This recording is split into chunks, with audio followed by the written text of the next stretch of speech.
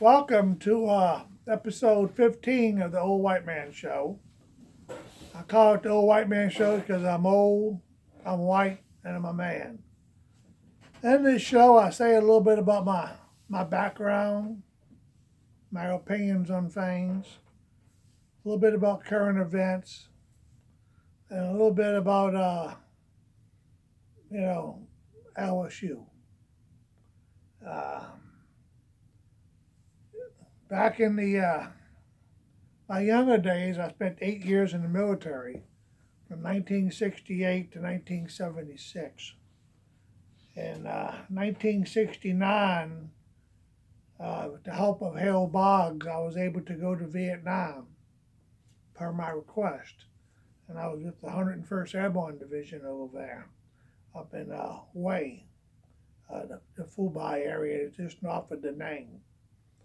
Uh, you go over there, we went over there for a year at a time. And the year was, I reckon, two tours because they gave us two combat stripes every time for every year we was there.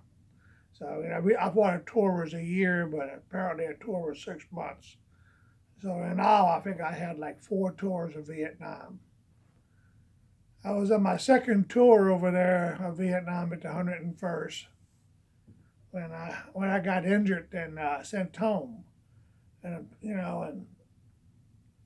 I'd like to talk about injuries a little bit today because injuries is a funny thing. They happen in slow motion. Uh, the injury that I received in that, I reckon it was March, maybe April. I kind of lose track of time over there. You know, there was three of us, and we had rocket. It was a rocket that came in, and after a while, we got to, you get enough of rockets coming in, you can just about judge by the sound where they're going to hit. You know, uh, you just learn from experience, and it's something you learned. That particular day, that particular night, a rocket was coming. I heard it, and I reckon I was a little bit too slow. You know, I said it was. I called out that it was a direct hit, and I jumped. My two buddies didn't move as fast as I did, and both of them was killed, and I was hurt and ended up, you know, being sent home.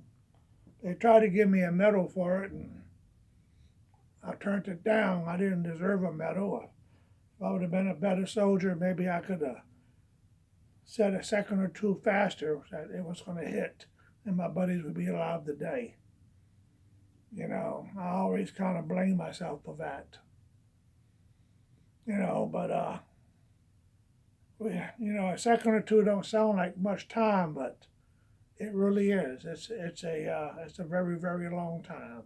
It gives you time to make decisions and to move and stuff. So our stuff happens in you know fast time. In the heat of combat, it's always in slow motion. It's always in slow time. I got injured a couple other times over there for stupid stuff that I also turned down. I wouldn't accept the Purple Hearts for any of them. Uh, guys who lost limbs, lost their lives, they're the ones that deserve the medals, not guys like me. I left Vietnam after 2 years over there. Those four tours, I went to Fort Polk, Louisiana, and became a drill sergeant. And I was in a training mission back in '74, and we had something called a grenade simulator. That we used when we was on bivouac with the trainees. We didn't want to kill them; we just wanted to scare them. So just simulated, uh, you know, the actual noise that was associated with battles. And we had them booby trap the trees. And a simulator is kind of like a real big firecracker. It's like 4.5, 4 3/4 inches long, probably about 3/4 of an inch in diameter, and it's just basically a lot of explosive powder packed into an aluminum casing set to go off. The company commander that morning, he was going to wake everybody up by throwing one in the middle of the camp. And normally they got a few second delay on them. This particular batch didn't have any delay at all, and as he raised it to pulled it apart for it to explode, it actually blew his hand off. So he has enough of force to do that, and everybody got up, and the colonel, he directed me and another drill sergeant to go find the ones that we had placed out in the forest area and blow them in place, and to take apart the last one so they can get the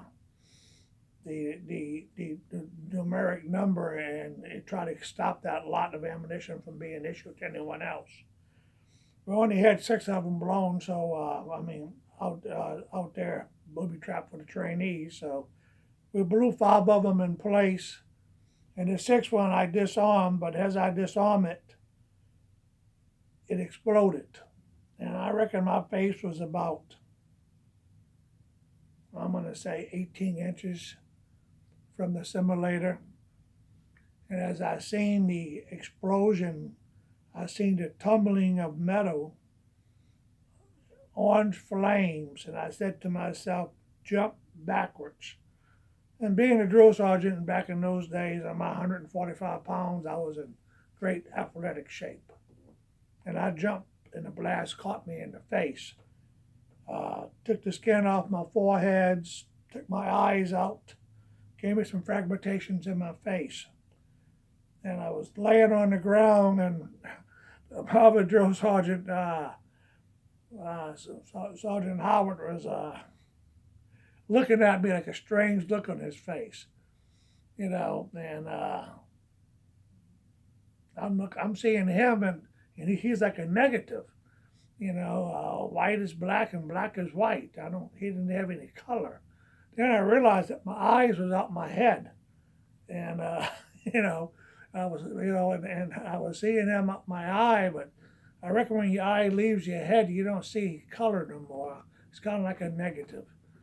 Anyway, he helped me up, and I put my eyeballs in my hand, and I held onto his shoulder, and we ran like 5 miles through the woods to the nearest highway, where we was able to stop a lady and take her car and get into the hospital.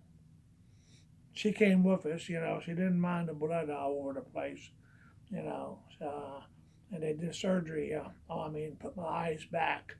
I lost vision, most of my vision in my left eye, and they got it covered with a skin flap.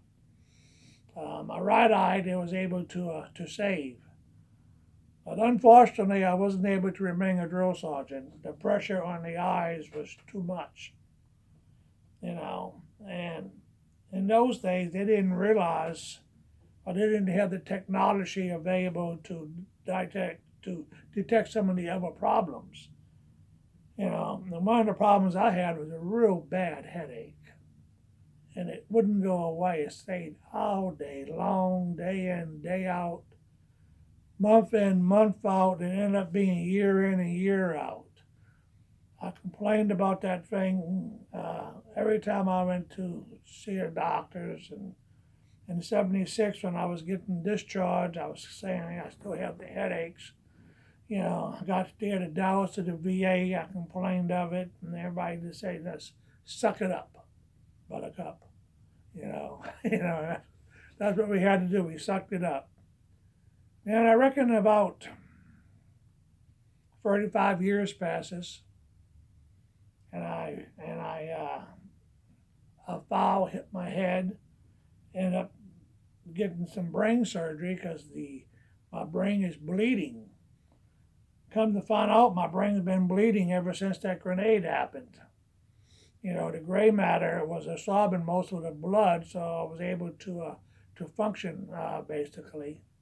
But when the additional hit happened, more blood came out, and my gray matter around my brain couldn't absorb it no more. So I wasn't able to function, and I started going to the left, started slurring my speech and stuff like that. And anyway, I have the brain surgery, and I go back to the VA. I'm still complaining about the headaches and what happened.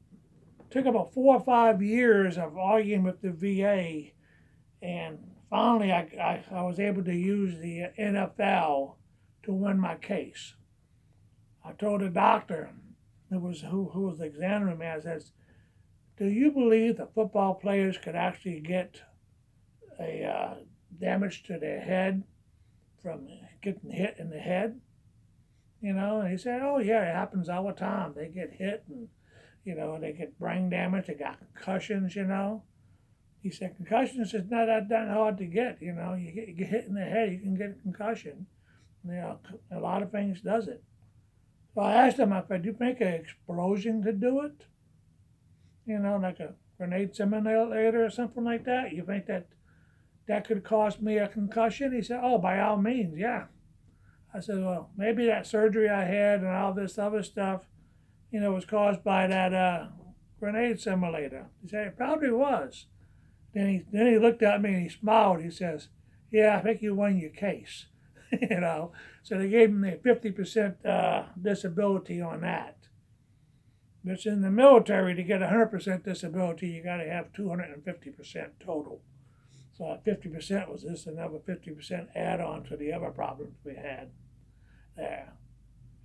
So you got to fight with the military sometimes to get what you need or what you deserve.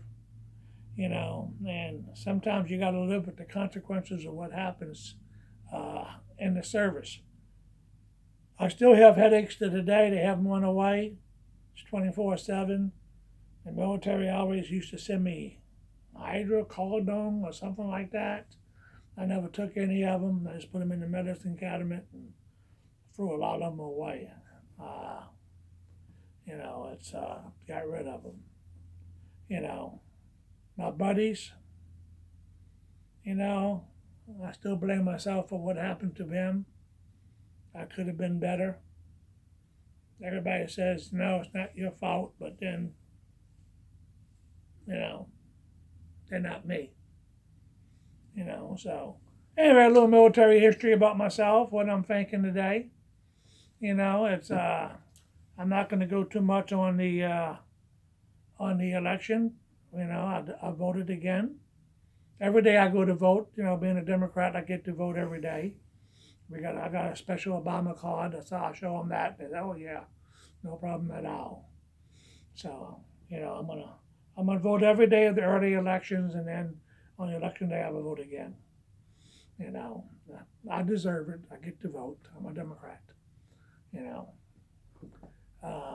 LSU, they lost again last week.